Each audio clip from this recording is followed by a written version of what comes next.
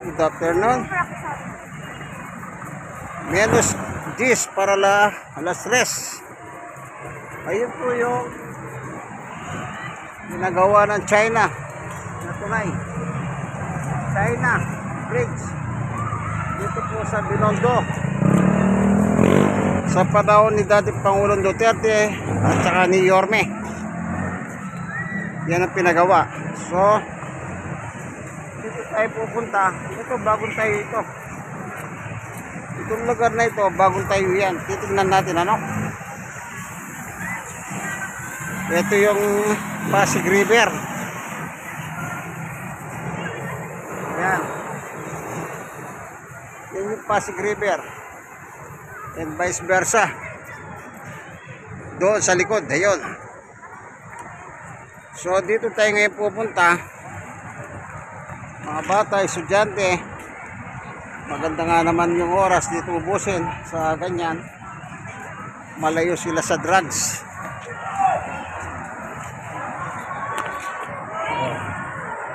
Kaya dito tayo ngayon.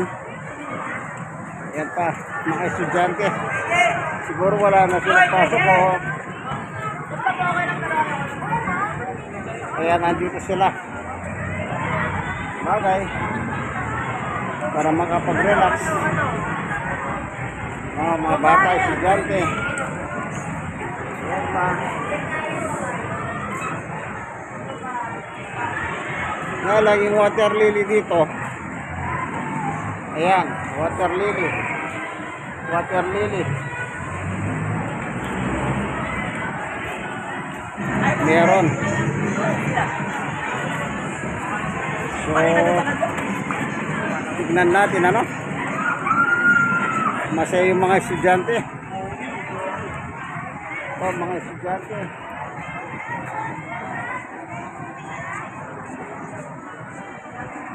Yan pa. Mga student. Maganda yan.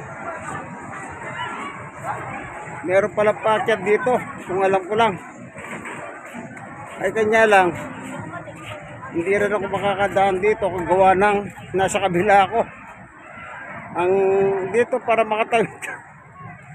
Puro ending eh. Hindi ka pwedeng tumawid sa gitna, walang papasukan. Dito. Kasi doon ako lumabas sa kabila. Ayun yung tulay. Ano? At dito naman sa gabi, lalo na magagabi na. Ayan, kung gugutumin kayo, maraming kainan. Yan. Ito, bagong tayo ito. Yung una akong duman dito, wala pa ito. Dito. So, dito wala pa. Pero ngayon, meron na. Yan, mga kainan. Ito lang yung hindi nawala. Ito. Hanggang ngayon, nandito pa rin siya. Itong arko na yan. So hanggang doon lang pala ito. Pero yan, umuulan na. Medyo di bali may payong tayo. Maambong kaya may payong ako. Yan. May dala po akong payong. Kasi nga double purpose ito.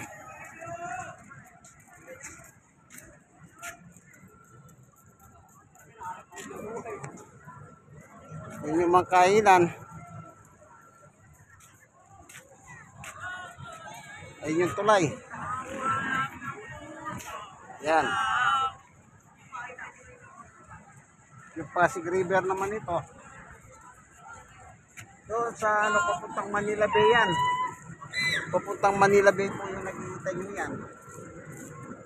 Diretso. Parte ng Divisoria, doon po sa pier yun, pier. Papuntang pier. Ayan. Medyo mabigat lang ang payong. Ganun talaga eh.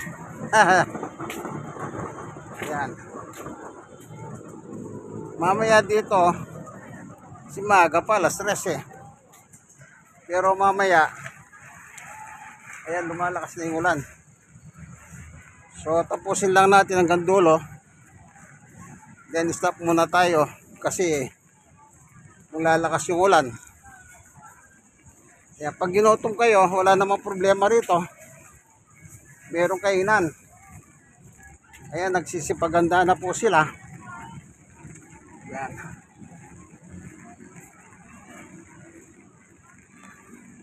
Dito sa dulo nito, merong golf course eh. Tanda ko eh, merong golf course. Sa dulo. Umulan na po. Yan.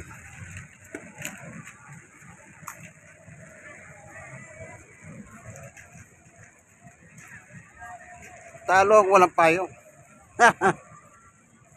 Actually may bagyo eh.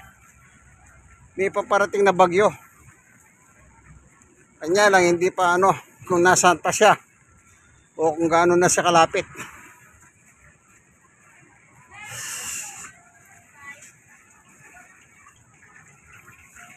Dito alam ko sa dulo nito merong golf course.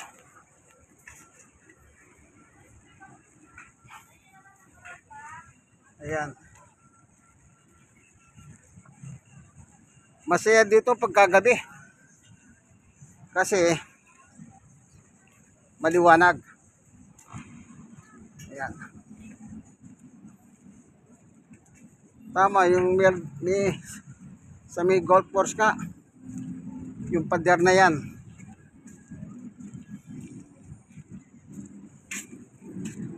Yung kabila niyan, yan nakikita nyo, Divisoria yan, Divisoria. Alam niyo yung malalaking building na yan, halos pag-ahari ng mga Chinese. Swerte yung mga Filipino-Chinese, yumaman sila dito. Ano po, kung meron mga Pilipino, madalang.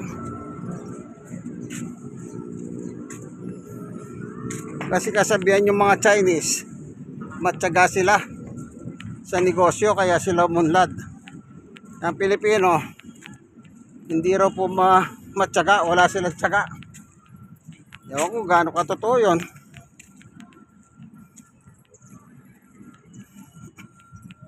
Ayan. Yung pader na yan, nakikita ninyo. Yan. Diyan na po yung golf course. So hanggang dito na lang, hanggang dito pala, no? Siguro itutuloy nila sa dulo yan. Doon sa tulay. Ayan, yung tulay. Yung papunta sa pier yan.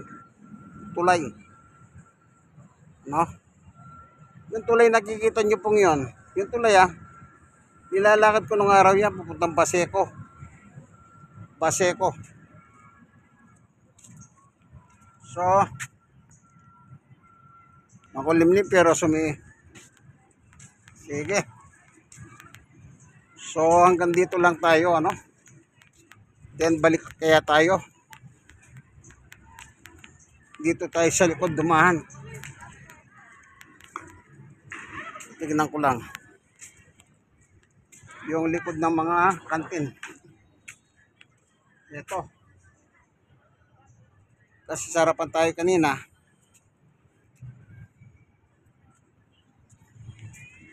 So dito tayo ngayon sa likod ng mga kantin. Kaya may payag tayo kasi maambon eh. Mahirap na, baka mabasa yung cellphone. Masira. So dito tayo ngayon sa likod ng mga kainan. Mamayang gabi busy ng mga yan. Dahil maraming dumadayo rito. Siyempre pag dumayo ka, napagod ka, ang tendency nun, magugutom ka. Oh, madulas. Oh, madulas, mukhang mamantika. Madulas nga. Siguro mamantika dito. Eh, nagluluto siyempre.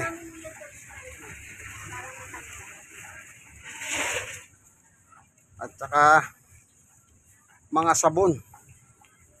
Kaya madulas. Kaya ingat kayo.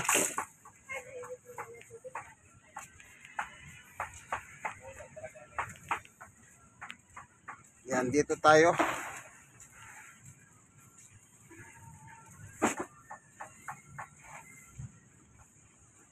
Ano pala ito?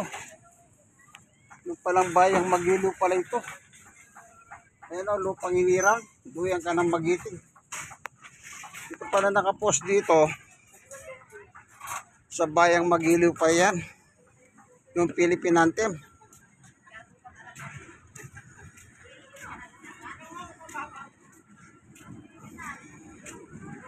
No?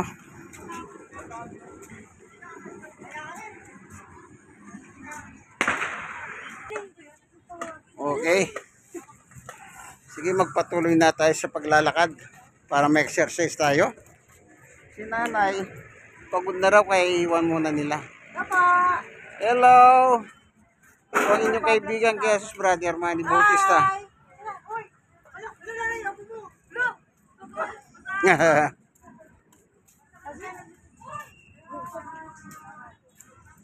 Yung wall. Yung mga kasaysayan ng Pilipino. Yung naka-wall pala dito. Pati yung bayang Magiliw sa Tagalog, English at saka Arabia. Nakalagay. Para kung mayroon man foreigner, maintindihan nila yung Filipino custom. Ayan, tradisyon. Tama yun. Sa ganun lang bagay, makilala nila yung Pilipinas. Ano po?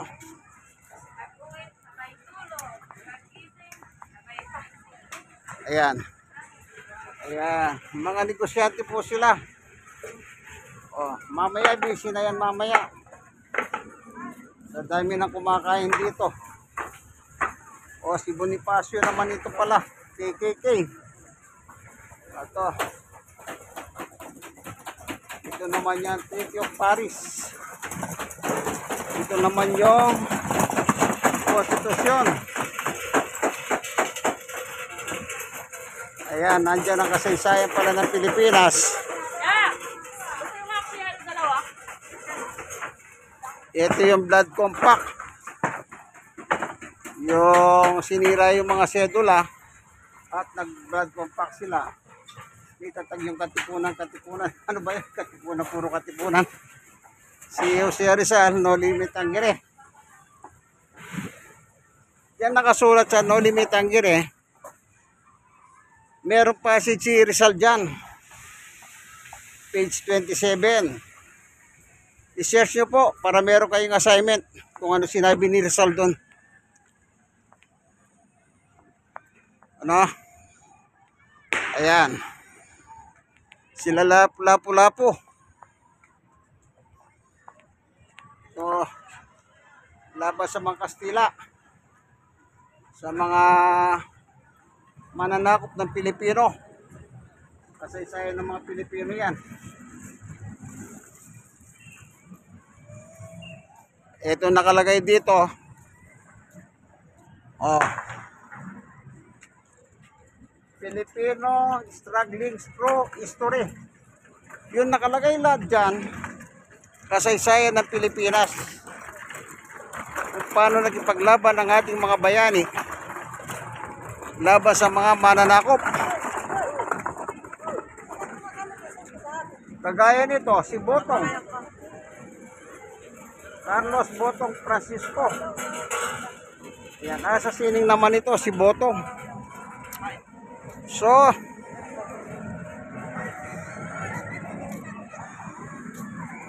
hanggang dito na lamang po ang ating video, ano? Dito tayo sa Esplanade. Yung Venice ng Manila, Philippines. Asulat ito. Huwag na natin basahin, matagal pa. Basta dito po tayo nagwakas. Ano ba nakalagay dito sa ibaba nito? Wala, itik eh. Ito. Nandito na lamang ano, ito pong inyong kaibigan kay Jesus Brother Manny Bautista sa Poco Senior Citizen. Stroke, nose, 6 years, stroke. PWD 6 years. Yun ang tulay ng China at Philippines. God bless us all. Bye-bye.